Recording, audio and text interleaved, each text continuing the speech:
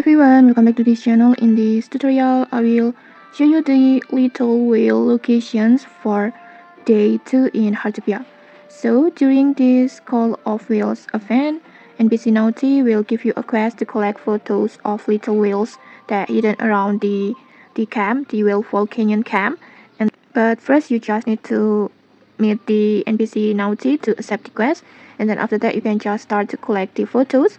And if you missed the previous day, you can just find all the guides in my Heartopia playlist. And then for today, for day 2, just head to these locations. The little whales is located on this area above this portal, more precisely at here, this area.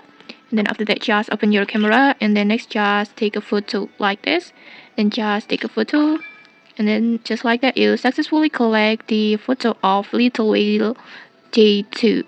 And then for the bubble furniture is located on here, this one. And just like that you will get the green splash whale decorations like this. And okay, that's it. That's today's little whale locations. If you found this helpful, don't forget to like, comment, and subscribe for more tutorials. Thanks for watching, and see you.